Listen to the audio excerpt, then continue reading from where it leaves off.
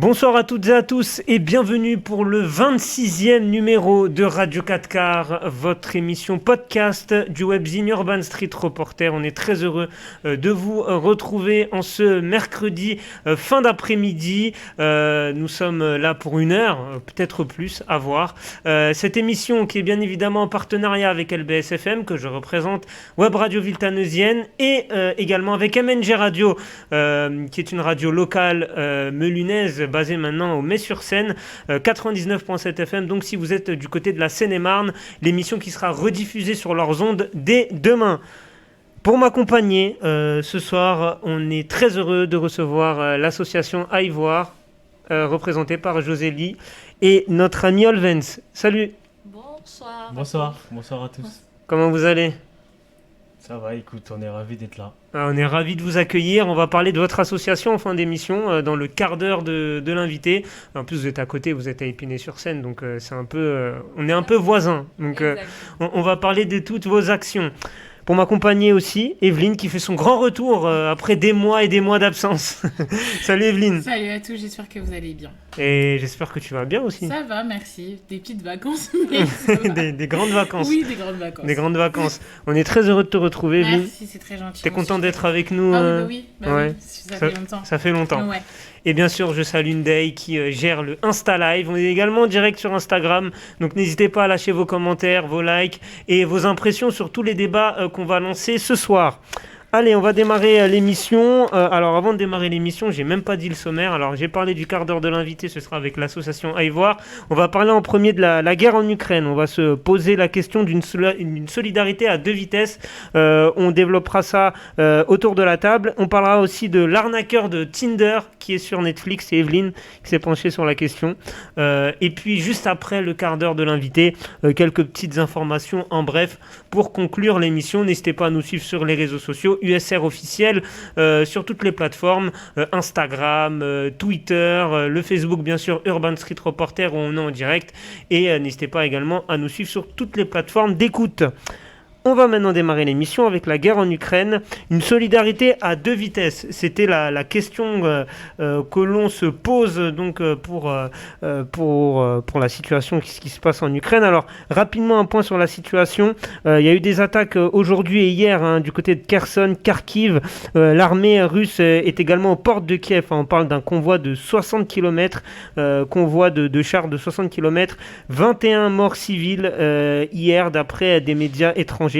La situation est plus que critique et on l'a dit, plus de 600 000 réfugiés qui tentent de fuir l'Ukraine, donc une situation vraiment chaotique du côté de l'Ukraine. On a vu pas mal de choses se dire autour justement de ces réfugiés qui essayent de fuir le pays, et notamment en Europe, où pas mal de mesures ont été actées, notamment en France, avec la SNCF qui a déclaré donner le transport gratuit aux réfugiés ukrainiens. On parle également de Gérald Darmanin, ministre de l'Intérieur, qui a décidé de faciliter l'exil aux Ukrainiens, et même des médias qui parlent de bons de migrants, de mauvais migrants, des migrants de qualité. Voilà, donc toutes ces remarques et toutes ces réformes nous font poser des questions ici autour de la table. Est-ce qu'on n'est pas là face à une solidarité à deux vitesses ?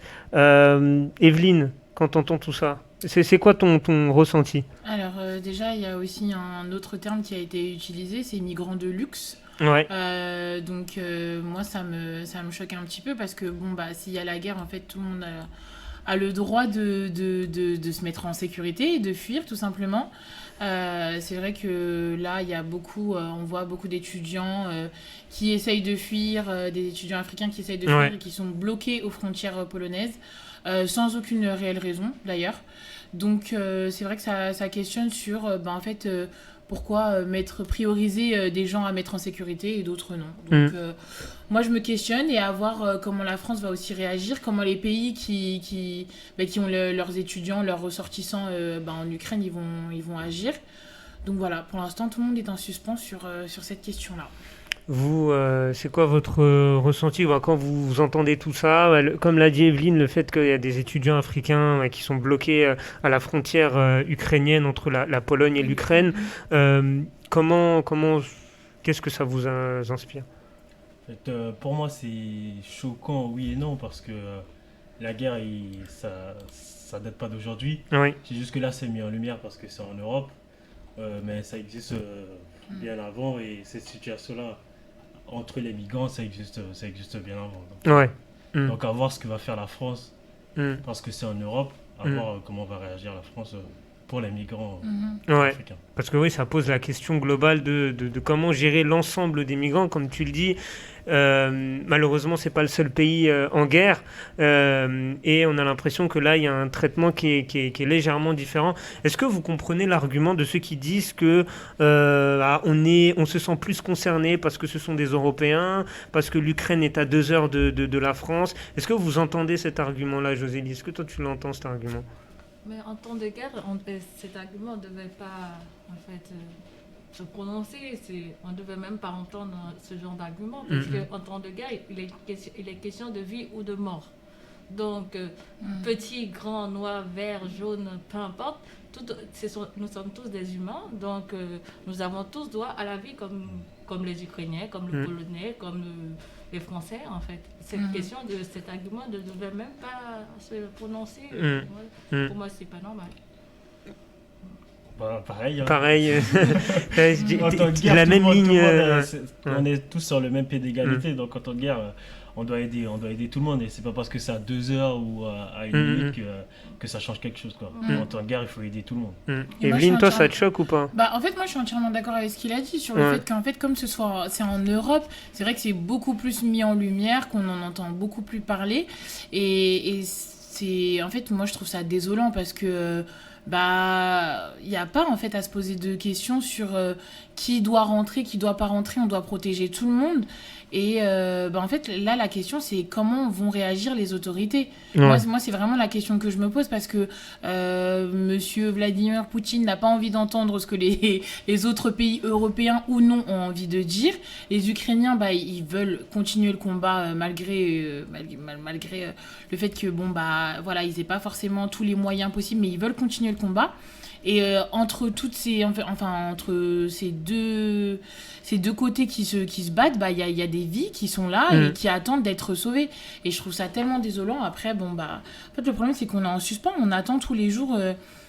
Et là, comme tu l'as rappelé dans la petite introduction, bah, il y a encore des bombardements. Donc en fait, on attend, mais il y a pas de cessez-le-feu. Hein. Bah, ça continue et la guerre continue malheureusement de toucher les populations civiles. Ouais, c'est ça le souci. Après, je pense qu'il faut se dire aussi, dans l'époque où on vit, avec les grandes puissances qu'on a, s'ils laissent la Russie attaquer un pays, c'est qu'il y a des choses qu'on ne sait pas. Que ça va peut-être beaucoup plus loin que ça.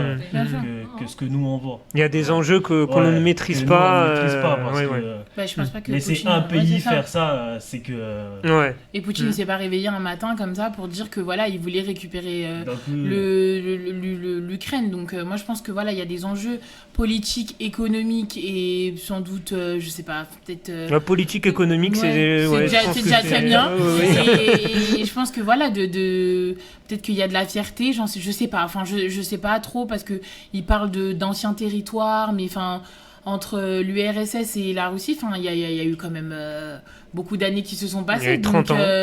Donc je pense que voilà. Après, on n'est pas au courant de tout malheureusement, et je pense que si on était un petit peu plus au fait sur les réelles raisons de cette guerre, je pense que ça nous permettrait plus de la comprendre déjà et d'accepter que bah en fait malheureusement on peut rien y faire parce que là c'est deux puissances qui veulent se battre et au milieu bah il y a des gens qui meurent, qui veulent rentrer chez eux. C'est ça qui est désolant en fait dans toute guerre, alors pas spécifique à l'Ukraine mais en général, c'est les politiques qui décident, c'est les civils qui trinquent.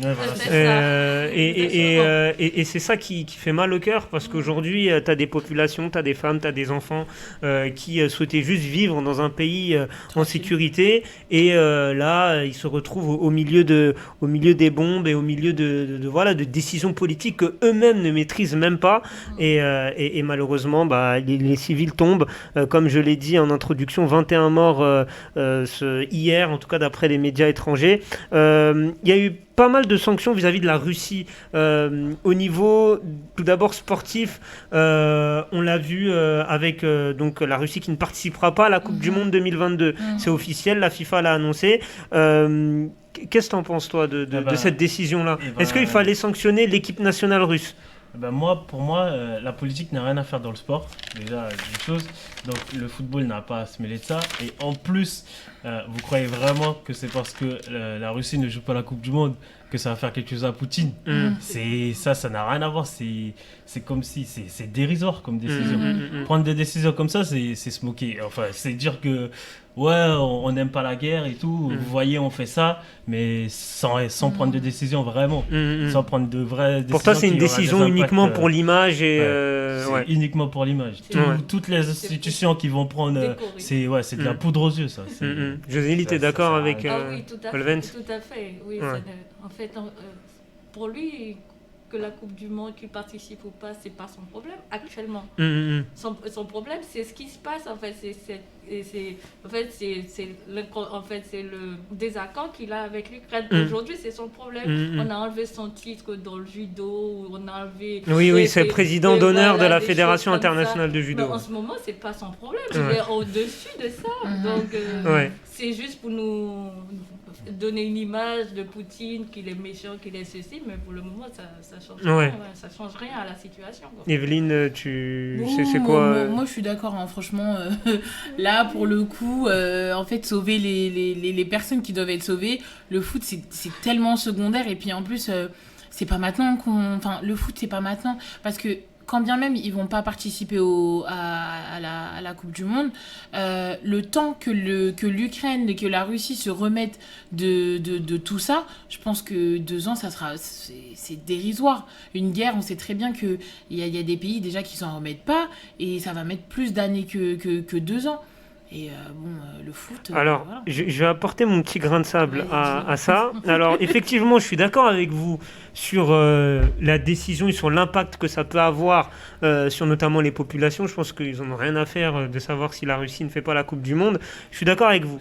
Mais aujourd'hui, vous le savez, peut-être ou pas, le foot, c'est malheureusement, je suis d'accord avec toi, Levens, c'est pas censé être politique. D'ailleurs, la FIFA dit à longueur de temps qu'elle n'est pas politisée et qu'elle ne rentre pas dans les histoires politiques.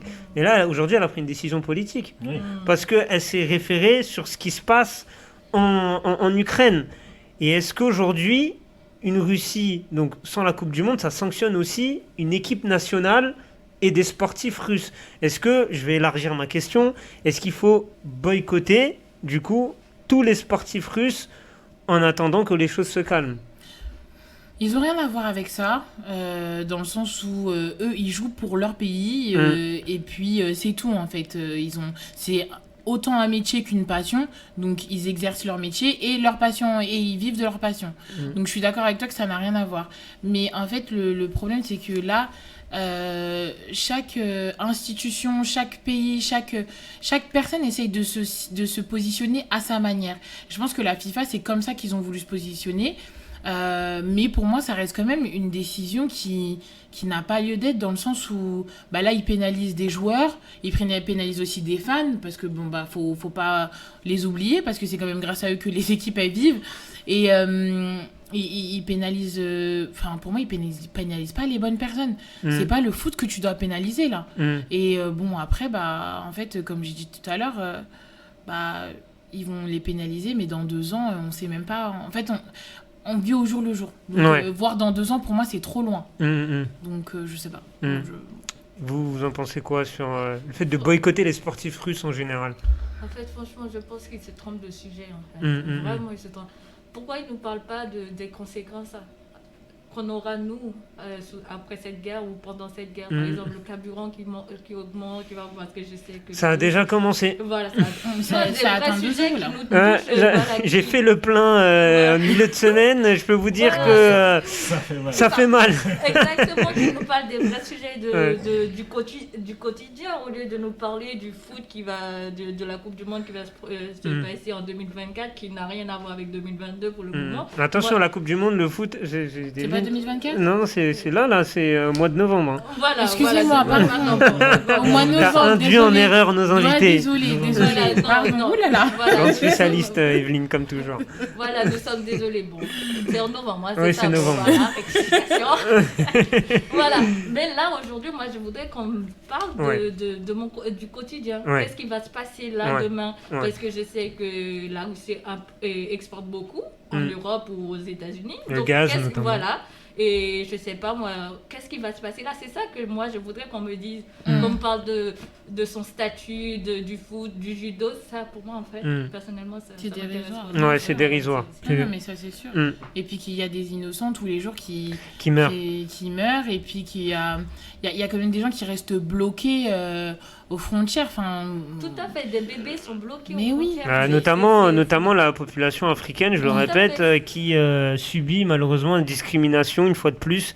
C'est à déplorer. Et mais justement par rapport à ça, où sont les chefs d'État africains qui, enfin. Moi, je suis le premier à dénoncer ce que c'est du racisme, hein, clairement, le fait de bloquer comme ça, juste par rapport à ta couleur de peau, de bloquer l'accès à fuir. Mais que font les États, les chefs d'État africains ? Il y a pas un dispositif qui fait que on peut rapatrier ces gens-là plus facilement. C'est quand même assez curieux. Mais ça fait longtemps que le peuple africain est abandonné en ce sens, donc ça ne me surprend pas du tout. Ouais. C'est en fait, malheureusement. de se lever et d'aider ses frères con, et ouais. ses sœurs. Donc franchement, pour moi, attendre quelque chose de la part de ces personnes, c'est vraiment... En fait, tu es dans une autre planète. Quoi. Donc aujourd'hui, on n'a plus rien à attendre d'eux. Ils ont le titre de président, d'ambassadeur ou de je ne sais quoi. C'est le titre. Mais dans le fond, on sait qu'il n'y a rien à attendre. Par exemple, moi, j'ai vu sur les réseaux sociaux un monsieur, un Africain, qui a loué un car pour aller chercher ces personnes. C'est ce genre d'action qu'on attend aujourd'hui. Moi, je n'attends pas que l'ambassadeur nigérien en Ukraine aille chercher les Nigériens. Donc, il ne faut pas rêver. Bien sûr. Mais en fait, moi, ce qui Malheureusement, c'est triste ce que tu dis, mais c'est une réalité. Moi, Ouais. Moi, ce qui me pose problème, c'est que ça va être les premiers à dire qu'il y a la fuite des cerveaux, que les Africains, ils veulent aller ailleurs, en Europe, pour étudier, pour se construire, etc. Mais en fait, là, c'est à ce moment-là que si vous voulez que vos cerveaux ils restent dans vos pays, c'est à ce moment-là que vous devez prouver que vous pouvez agir et que oui, en effet, vous êtes partis, mais que j'ai l'impression que c'est comme si c'était une punition et qu'on les oublie. Bah, t'es parti, tant pis pour toi. Maintenant, t'es en Ukraine. Bah, qu'est-ce que tu veux que je te dise ? Mais non, en fait, ils sont partis pour s'instruire, ok, peut-être parce qu'il n'y avait pas le cursus ou je ne sais pas. Mais là, maintenant, c'est le moment de réagir et de les aider, quoi. Ouais, je suis plutôt d'accord. Voilà. Ouais, c'est dommage. En tout cas, pour terminer sur ce sujet, grosse pensée à toutes les populations qui souffrent dans le monde de guerre, que ce soit en Ukraine, que ce soit ailleurs dans le monde. On sait que c'est compliqué un peu partout, dans les quatre coins du monde. Donc, grosse force aux civils, parce que comme je l'ai dit, hein, c'est eux qui trinquent, hein, c'est pas les décisionnaires. Ce serait bien qu'un jour, pour régler une guerre, les chefs d'État, ils se mettent sur un tatami et celui qui gagne, il gagne les trucs. Voilà. Non, mais c'est vrai, c'est eux qui prennent les décisions, qui se battent, eux-mêmes. Et puis ensuite, on voit. Mais bon, malheureusement, c'est pas. Ça, c'est utopique ce que je dis, hélas. N'hésitez pas à réagir sur les réseaux concernant notre sujet. Bien évidemment, on lira vos commentaires. Même après, on tentera d'y répondre. On va passer au deuxième sujet, les amis. Arnaqueur de Tinder sur Netflix. Est-ce un scandale ? Evelyne, je te laisse nous en parler. Alors, l'arnaqueur de Tinder, donc c'est un documentaire très détaillé qui est sorti sur Netflix le 2 février 2020. Un documentaire qui dure 1h50, assez facile à suivre, il est sous-titré. Je me souviens pas si on entend les voix en français, mais je ne crois pas, il est sous-titré. Donc c'est l'histoire de Simon. Levine, donc un jeune Israélien qui a décidé de s'inscrire sur l'application qu'on connaît un petit peu tous, l'application de rencontre Tinder, et qui a décidé d'arnaquer plusieurs femmes. Donc dans ce documentaire, on parle de Cécilie, Pernilla et Aileen Charlotte, donc qui ont été ces trois victimes, en tout cas reconnues et qui ont participé au documentaire. Et la première victime qui s'est fait arnaquer de plus de 220 000 euros. Donc, on parle pas de petites sommes là. Non, on parle de vraiment 30 sommes, pardon, d'énormes sommes. Ça t'a troublé toi aussi. Ouais, mais ça m'a troublé parce que Pernilla, elle s'est fait arnaquer de 30 000 euros. Ouais. Et Aileen, elle, par contre, a usé un petit peu de la ruse et elle a elle-même arnaqué Simon. Donc elle a réussi à récupérer ses affaires et elle les a revendues sur les réseaux pour pouvoir récupérer son argent qu'elle avait investi. Donc moi j'ai voulu parler de ce sujet parce que Tinder, tout le monde connaît un petit peu cette application et moi ça m'a un petit peu choqué qu'on fasse un petit peu de cet arnaqueur une star et qu'on parle de ce sujet assez légèrement parce qu'il faut quand même voir que ces personnes-là, elles continuent de rembourser les crédits qui ont été souscrits à leur nom parce qu'il arrivait à leur faire souscrire les crédits à leur nom et qu'après sa sortie de prison, il est retourné sur Tinder. Ah oui, tranquille. Retour au bercail. Voilà, exactement. Donc il est retourné à la maison tranquillement et il a été exclu parce que Tinder, ils ont quand même réagi après ce documentaire. Il a eu une peine très dérisoire de prison. Je crois que il a même pas fait 5 mois en prison. Il est sorti et du coup, il continue là tranquillement de vivre sa vie puisqu'il est apparemment en couple avec une jeune mannequin qui s'appelle Kate Collin, quelque chose comme ça. Et du coup, apparemment, ils vivent leur meilleure vie sur les réseaux. Ils provoquent certains chroniqueurs et blogueurs français. Parce que du coup ils ont tous été choqués par son arnaque et ils ont réagi et lui il réagit aussi donc voilà, ça l'amuse un petit peu donc voilà, comment on réagit face à ce documentaire, comment on réagit face à ces arnaques qui sont malheureusement pas les premières puisque ça existe depuis très longtemps et voilà, je voulais un petit peu avoir l'avis de tout le monde sur ce sujet. Ouais, on va donner la parole à nos invités. L'arnaqueur de Tinder sur Netflix, après ce que nous a dit Evelyne, on parle de grosses sommes, plus de 200 000 euros. Le fait effectivement qu'on en fasse une star limite, parce qu'aujourd'hui il a gagné en popularité, il est suivi sur les réseaux. Et les victimes, il y a encore d'autres victimes. Là, c'est parce que c'est celles qui ont participé au documentaire. Mais, il y en a encore d'autres. Ça vous fait quoi? Ça vous inspire quoi cette histoire? Alors moi, pour l'avoir vu... t'as vu le documentaire? J'ai vu le documentaire. Va voir nous en parler un petit peu. Je pense qu'il faut prendre la chose autrement. C'est que si Netflix n'avait pas publié ça, il y a des gens qui ne sauraient jamais que ça existe. Qui le vivraient et qui ne sauraient pas que ça existe. Donc le fait que Netflix publie ça, les gens ils se rendent compte que tu peux te faire avoir comme ça. Tu peux te faire avoir sur une appli sur des chantages affectifs, des trucs comme ça. Donc je pense que c'est une bonne chose que ça. Après, on a fait de lui une star, c'est... Pour toi, c'était plus préventif que de la promo, c'était plus de la prévention. Je pense que c'est plus de la prévention. Les gens, ils doivent savoir que il y a des gars comme ça qui courent les rues et qui ne risquent rien. Ils peuvent te prendre de l'argent, mais ils risquent rien. Donc c'est à toi de faire gaffe. Si tu te fais avoir, Toi qui as vu le documentaire, c'est intéressant ce que tu dis, ta perception est différente. Toi qui as vu le documentaire, toi tu avais vraiment l'impression que c'était pour avertir les gens.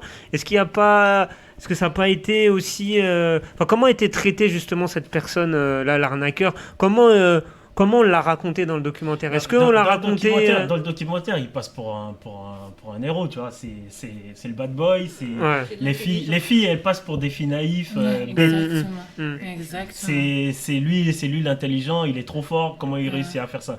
Moi, j'ai des potes, quand on parlait de ça, ils disaient lui, il est trop intelligent. Est-ce que c'est pas ça le problème? C'est un problème, mais sauf que moi je le vois autrement. Il faut prendre le message autrement. Moi je me dis, il y a des filles maintenant, elles se rendent compte que lui il a fait ça, il risque rien. Donc, si ça t'arrive, crois pas que. Donc c'est à toi de faire attention. C'est à toi de faire gaffe, Moi je vois la chose de cette façon-là. Après qu'on fasse de lui une star, pour toi c'est pas bien. C'est pas bien. Mais parmi ça, dans le mauvais, il y a du bon, on va dire. Parce que bien sûr, dans le mauvais, il y a du bon. Josélie? Moi, je connaissais pas du tout l'histoire, donc en écoutant, donc je suis tout à fait d'accord avec lui. Aujourd'hui, c'est plus aux internautes de faire attention, franchement. C'est bien de dire, je me suis fait arnaquer, on m'a fait ceci, on m'a fait cela, mais quand même, tu as le droit aussi de réfléchir, tu as le droit de te poser des questions, tu as le droit de dire est-ce que c'est vrai, est-ce que c'est faux. Donc aujourd'hui, les filles aussi doivent arriver à ce stade-là de se poser des questions avant d'agir. Donc c'est bien de dire qu'il est méchant, qu'il est mauvais, etc. On sait tous qu'on vit dans un monde d'injustice, donc voilà, il faut faire attention. Ouais. Mais en fait, c'est parce il faisait miroiter. En fait, le problème de ce reportage-là aussi, c'est que je pense qu'on montre beaucoup le paraître. De notre société en fait finalement, parce que c'est le m'as-tu vu, c'est les belles montres et les belles filles, à qui a la plus belle voiture, à qui a si, et en fait malheureusement il y a des filles qui ça les attire, on va pas les blâmer, c'est voilà, elles ont choisi d'être d'être attirées par ça, voilà, ça les attire. Mais le problème, c'est que oui, voilà, elle tombe dans un piège qui, au final, se referme sur elle. Et elles font des documentaires. Et moi, je trouve ça tellement désolant, en fait, des deux côtés, hein, que ce soit du côté des victimes et que ce soit du côté de Simon. Parce que, en fait, on a l'impression qu'il se cherche. Il ne sait même pas qui il est. Parce qu'il s'invente une vie. Je ne sais pas si c'est une quête de personnalité, une quête de... Je ne sais pas. Mais en fait, je me dis qu'on est dans un monde très dangereux parce que tu peux pas être dit sain et normal et avoir ce genre d'agissement juste pour de l'argent. Moi, je pense qu'il y a quelque chose d'un petit peu psy derrière et que, en fait, le gars, il... Tu penses qu'il a un problème psychologique ? Franchement... Ou c'est un manipulateur ? Être manipulateur, pervers narcissique et ce genre de choses, c'est un problème psy. Hein. Mais, c'est pas normal d'être comme ça. Faut pas croire, hein. C'est peut-être pas des grosses sommes comme ça, mais t'en as plein comme ça, des garçons. Qui font ça. Bien sûr, mais il y a des filles aussi qui le font. Même si ça base de 30 €, 100 €, mais c'est la même chose. Hein, le procédé est le même. Ouais. Le procédé, il est le même. Hein. Donc là, Netflix a mis en lumière ça, mais il faut pas être naïf autour de nous. Il y a plein de gens comme ça. Oui, bien sûr. Mais en fait, je suis entièrement d'accord avec vous, hein, mais c'est tellement désolant de se dire que là, elle va payer limite toute sa vie 220 000 €. Quoi. Elle paye et lui, il récolte les fruits, j'ai l'impression, d'un point de vue extérieur. Hein. Il récolte les fruits de son arnaque parce que, bon, il a fait de la prison très bien, mais aujourd'hui, il a une popularité sur les réseaux, il est suivi. Il a peut-être même un agent, je sais même pas. Il en a un. Voilà. Sur les réseaux. Il s'est fait une carrière. En fait, c'est ça qui. Il s'est fait une carrière en fait sur son arnaque. Sur son arnaque. Ça, ouais. Et est-ce que quand t'es victime ou quand t'es proche de victime, est-ce que c'est dur non encaisser ça quand tu sais que ton bourreau, non seulement il est puni mais vite fait, mais en plus de ça, il devient une star par rapport au mal que. Elle a voulu se suicider parce que au bout d'un moment, je pense qu'elle est devenue folle. Elle s'est dit, moi j'ai fait tout ça, j'ai fait le reportage, je continue à payer et au final, parce qu'il a quand même menacé de poursuivre Netflix parce que en fait c'était pas normal d'avoir retracé son histoire. Mais comme tu as dit, voilà, on essaye aussi de les mettre en garde. Mais lui, voilà. Et là, quand tu regardes son Instagram, il est certifié, déjà. Voilà. Il est certifié. Tout est dit, mesdames et messieurs. Et quand tu regardes son activité, mais en fait, le gars, il vit bien. Il continue à vivre. Donc il y a des revenus, quoi. Il a des revenus. Mais je pense qu'il continue quand même à vivre de ça. Et peut-être qu'il est plus sur Tinder, mais qu'il doit être sur une autre application. Et que voilà, il continue d'arnaquer les femmes. Et sa copine, elle est très au fait de ce qu'il a fait. Hein. Mais ça la dérange pas.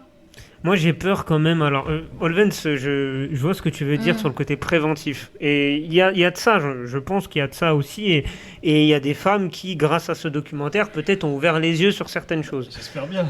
Ouais, j'espère bien. Parce que là, c'est très explicite. Mais le souci, c'est quoi le message aujourd'hui qu'on envoie ? C'est que ce jeune homme-là, aujourd'hui, c'est une star des réseaux. On sait que la jeunesse actuelle...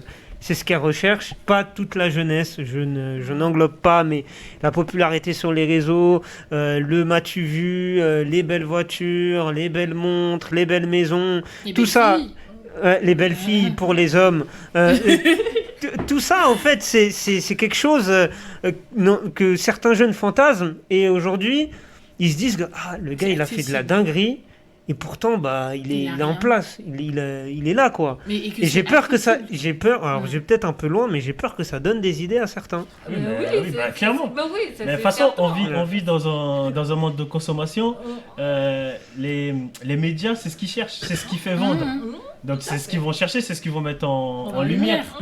Par exemple, tu vois, l'autre qui a été dansé à l'église en crop top, Si on l'avait pas calculé, personne l'aurait calculé. Ça Ouais. aurait pas, ça Il aurait fait aucun il est bruit. passé sur TPMP quand Mais même. là, 3 il est fois. parti sur TPMP, il a gagné des abonnés. Ben, Ouais.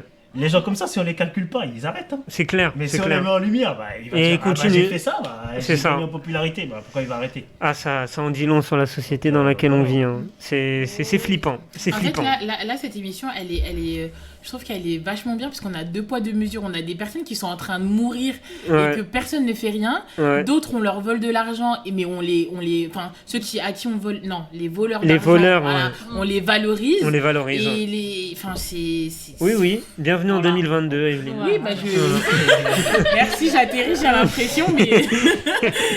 Ouais. Non, ces trucs-là, faut pas les accepter, mais il faut être conscient que ça existe. Ça existe, Exactement. Faut pas être naïf. Ouais. Il faut être conscient que ça existe et Il faut les s'en dénoncer protéger. aussi. Quoi. Il Ouais, le il faut dire, pas. il faut Ouais. le dire. Faut le dire, faut les Voilà. dénoncer. Il faut pas dire ah c'est comme ça, c'est la vie, voilà. Non, Ouais. il faut le dire. Il faut le dire, Voilà. exactement. C'est le message pour terminer ce sujet arnaqueur de Tinder, donc sur Netflix. Bon, si vous voulez regarder le documentaire, allez-y, hein, c'est toujours disponible. On va passer au quart d'heure de l'invité avec vous, Olvens, et j'ai un trou de mémoire. Josine, voilà. Excuse-moi. On va parler de votre association. Vous êtes basé à Épinay-sur-Seine, donc l'association Aïvoir. Voilà une première question, la basique. Hein. Construction de l'association. D'où est venue cette idée de fonder cette association, donc entre la Côte d'Ivoire et l'Haïti, si j'ai bien compris. C'est exactement d'où le nom Aïvoir. Ouais. Donc on a eu cette idée parce que mon mari et moi, on se demandait, et mes sœurs, comment aider. On constate les choses, on constate qu'il y a un problème dans les 2 pays au niveau éducation. Donc on se demandait comment aider. Donc on a trouvé l'idée d'aider les établissements scolaires. Donc je sais qu'il y a déjà pas mal d'associations qui aident les enfants à aller à l'école, etc. On s'est dit c'est bien qu'ils aillent à l'école, mais avec quel outil ils vont apprendre. Donc c'est à partir de là qu'on a commencé à réfléchir sur la question. Et lors d'un voyage, pendant que j'échangeais avec mon mari en vidéo, je voyais les enfants qui erraient, qui jouaient, qui devaient être à l'école, mais qui sont là en train de jouer. Je disais, c'est pas normal. Donc c'est comme ça, on a dit, il faut qu'on fasse quelque chose et c'est notre façon d'aider un petit peu. D'accord. Elle date de quand l'association De l'année dernière, ça fait maintenant, son anniversaire a eu lieu grand, en janvier je crois. Janvier, ah oui, donc Voilà, c'est une c'est asso toute Très récente. Tout à fait. Vous avez fait déjà beaucoup d'actions. Ouais. Du coup, vous êtes haïtien. Tout à fait. Comment s'est fait la connexion avec la Côte d'Ivoire, du coup? Parce que mon mari est ivoirien. D'accord. Voilà. Voilà, tout s'explique. Exactement. Tout s'explique. Donc, t'as été autant en Côte d'Ivoire qu'en Haïti. Exactement. Super, ok, D'accord. très bien. Très bien. Moi, ma question, c'est du coup, on a suivi un petit peu votre actualité. Sur comment vous faites pour récolter des dons, est-ce que c'est les gens qui viennent à vous? Est-ce que vous allez faire des appels aux dons, des récoltes? Comment ça se passe? Oui, Ah, celui qui gère la caisse. L'ambassadeur est là. c'est ça, Les- c'est sa partie. Les appels aux dons se font majoritairement sur les réseaux, Ok. où on partage des petites vidéos de nous, où on fait des appels aux dons sur des livres, des matériels scolaires, des vêtements, et du coup les gens y répondent. Et nous, on se déplace, on va les chercher. Hein. Super. Moi, par exemple, quand je publie sur mes réseaux, c'est des gens de mon club. La plupart des donateurs, c'est majoritairement des gens de mon club, les enfants, les parents, qui me ramènent des trucs pendant l'entraînement. Et des fois, j'ai le coffre chargé et tout. Donc, Ah, c'est bien. donc, ouais, C'est le réseau, quoi. C'est ouais, vos réseaux ouais, respectifs. c'est via les réseaux sociaux. Ouais. D'accord. Ok. Et du coup, après, quels moyens vous utilisez? Vous vous déplacez, enfin, pour du coup, emmener les dons, vous vous déplacez, vous faites, je sais que les conteneurs, ça existe, il y a plein, enfin, quels moyens vous utilisez pour amener les dons sur place? C'est ça, on n'envoie pas des conteneurs, hein, comme tu l'as dit. Et je voulais aussi rajouter sur ce qu'il a dit. Nous avons aussi, il y a pas mal d'écoles qui nous ont aidés aussi, Ok. surtout au niveau des livres. Très bien. Donc, à force d'en parler, elles étaient sensibles au projet. Donc, elles nous ont beaucoup aidés. Et pour revenir à ta question, donc on fait des envois, par exemple, on a fait combien d'envois? Au moins 3-4 envois qui se sont bien passés. Voilà. Haïti, c'est un peu compliqué à cause de la crise, mais finalement, ça arrive quand même à destination.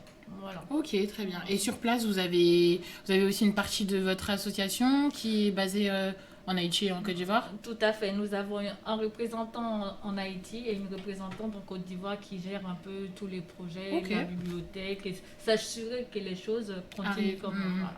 Alors au niveau du coup de votre association et du but de l'association, quelles sont les actions concrètes que vous avez faites du coup sur les deux territoires en Haïti et en Côte d'Ivoire? C'est donc autour de l'éducation, on l'a bien compris. Alors vous construisez enfin pas construire des écoles, mais vous intervenez comment concrètement sur le terrain?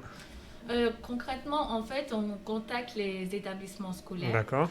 Parce qu'on veut pas faire comme à sens unique, c'est-à-dire on apporte. Mais nous voulons aussi qu'il y ait un donnant, un échange.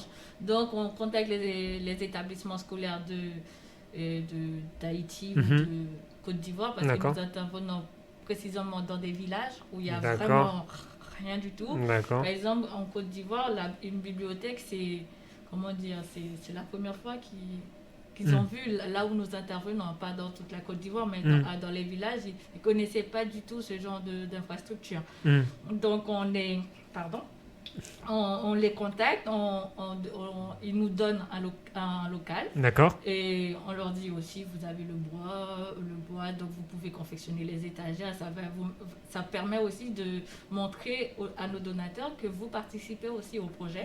Donc c'est ce qu'ils font. Et nous, on se contente de leur apporter les livres et de les accompagner en les expliquant comment faire, comment mettre en place, quel genre d'activités qu'ils peuvent faire avec les enfants. Voilà. D'accord. Au niveau... Et du coup, quelles sont les relations que vous avez avec la population locale? Est-ce que vous avez, je sais pas, fait des rencontres, des gens qui sur place vous suivent assidûment? C'est quoi votre rapport à la population locale? Après, je sais que l'association, on est en contact permanent avec les directeurs d'école. D'accord. Après, Josie, elle a été en Côte d'Ivoire, elle a rencontré les enfants. D'accord, super.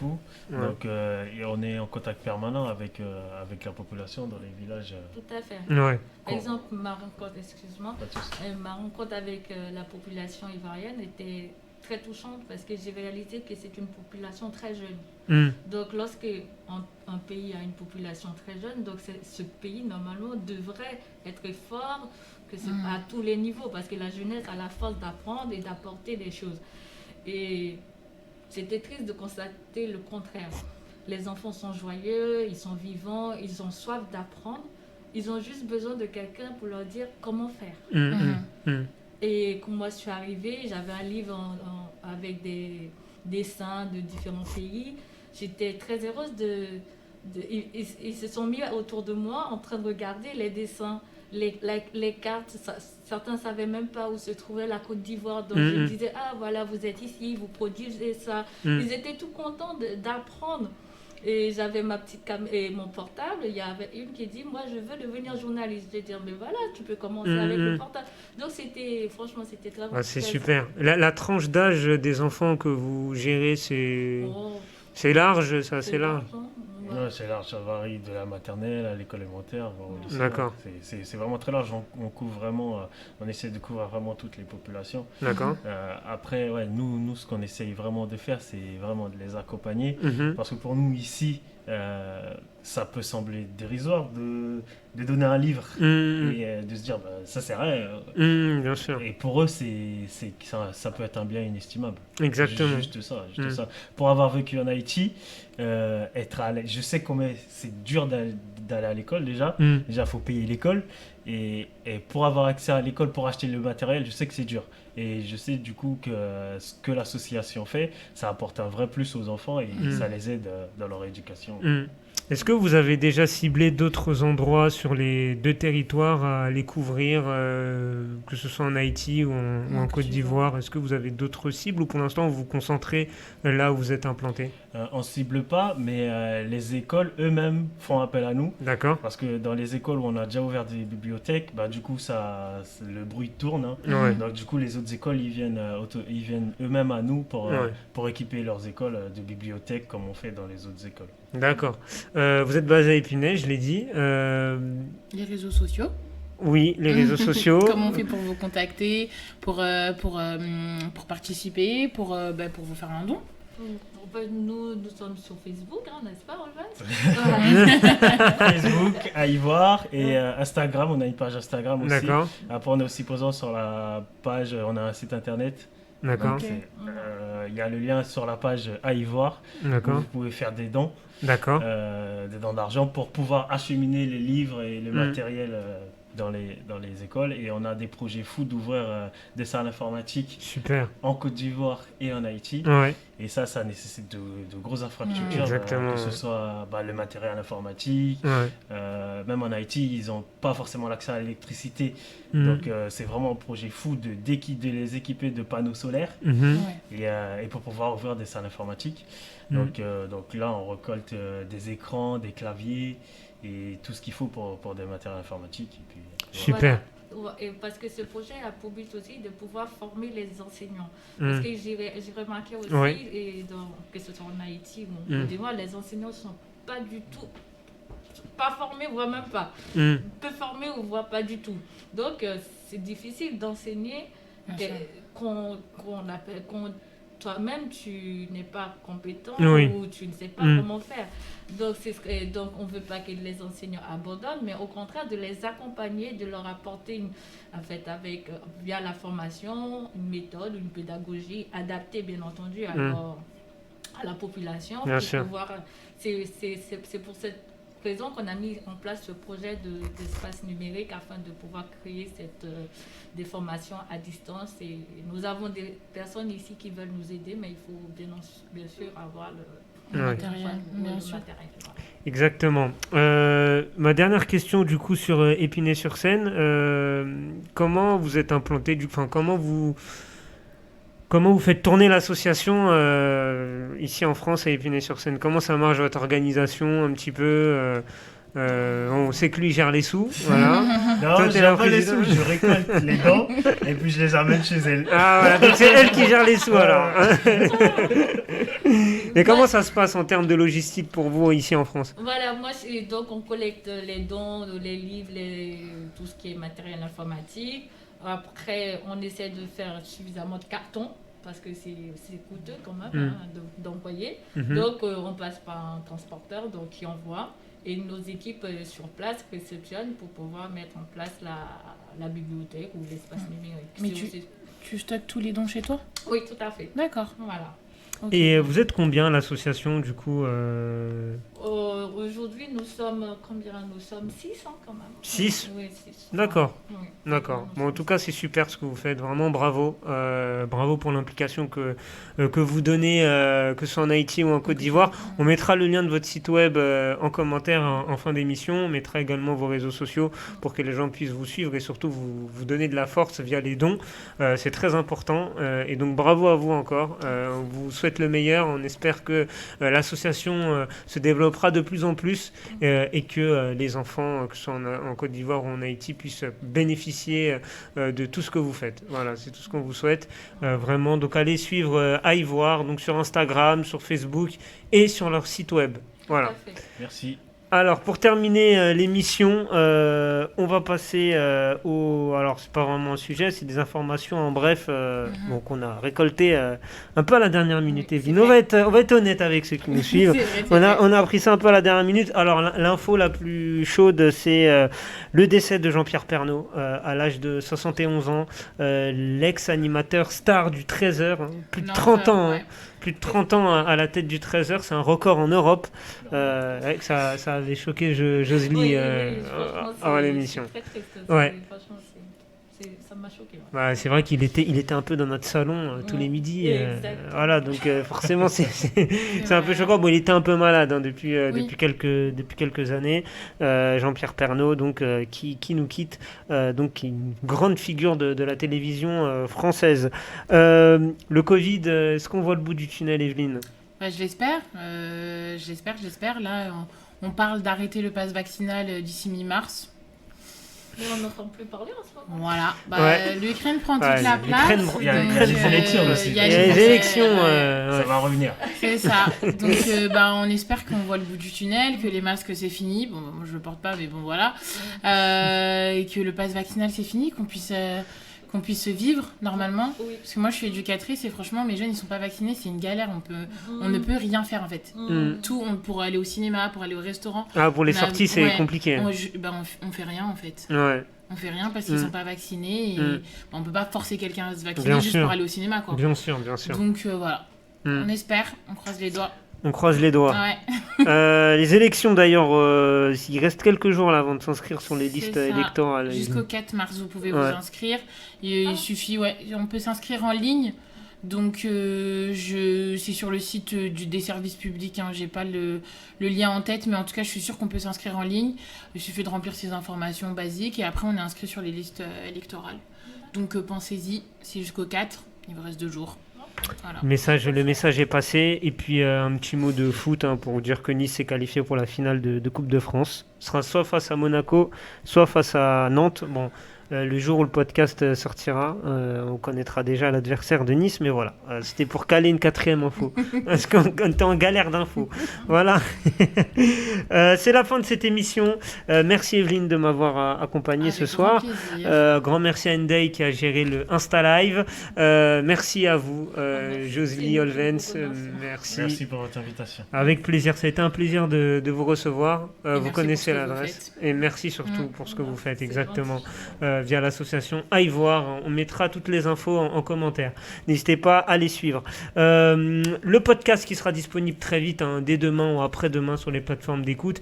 N'hésitez pas à nous suivre sur l'ensemble des réseaux sociaux. Urban Street Reporter sur Facebook, USR officiel sur Twitter, Instagram.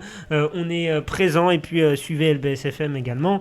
Et MNG Radio, radio partenaire, l'émission qui sera rediffusée dès demain sur leurs ondes. Si vous êtes du côté de la Seine-et-Marne, c'est 99.7 FM. On se donne rendez-vous dans 2 semaines du coup pour un nouveau numéro de Radio 4 quarts. On vous souhaite une excellente soirée. Salut à tous. Salut. Salut.